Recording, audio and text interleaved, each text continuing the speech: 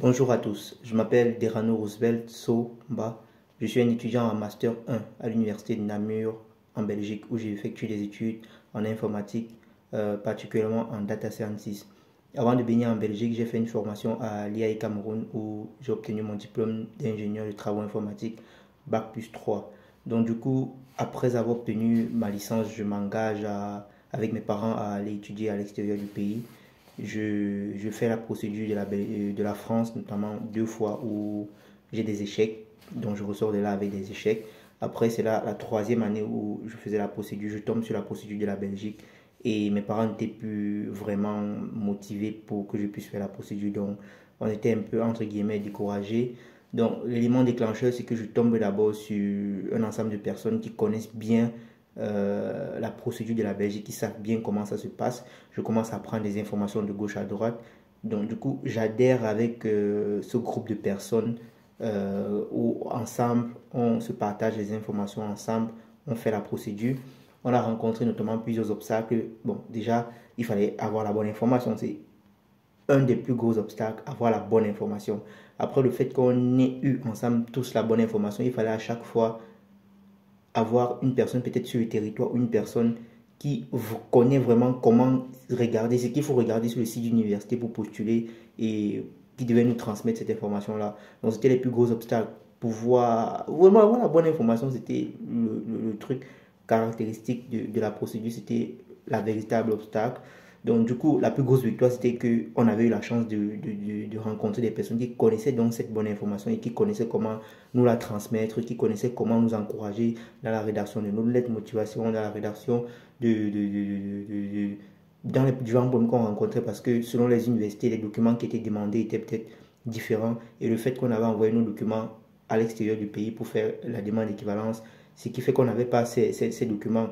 Donc, ces gens-là qu'on avait rencontrés, qui connaissaient la bonne information, qui connaissaient la procédure, avaient déjà anticipé sur beaucoup de problèmes qu'on pouvait rencontrer dans cette procédure. Donc, la grosse victoire était que beaucoup de gens avaient les admissions à la fin du processus et il fallait passer à la demande de visa.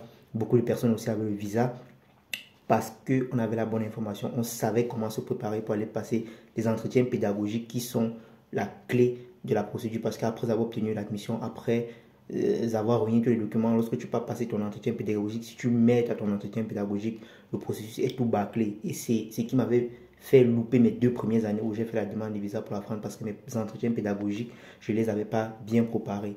Je ne les avais pas bien préparés. J'avais personne pour m'orienter comment bien passer un entretien pédagogique, ce qu'il faut dire, ce qu'il faut ressortir d'essentiel, des caractéristiques. C'était ce qui m'avait empêché. Cette troisième année, en faisant la procédure de la Belgique, j'avais rencontré des gens qui s'y connaissaient et qui me donnaient la bonne information et qui me renseignaient sur comment le faire et comment bien le faire. Donc du coup, je suis arrivé en Belgique l'année passée, et ça c'est ma 2e année. J'ai réussi mon année et je suis en train de continuer. La vie en Belgique, elle est plutôt posée pour ceux qui sont bien organisés.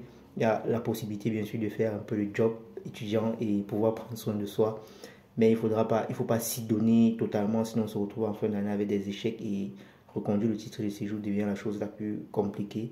Donc la procédure de la Belgique, elle est vraiment une procédure, c'est vrai que c'est une procédure de titan, je vais le dire, parce qu'il faut vraiment s'y mettre à fond si tu veux le faire.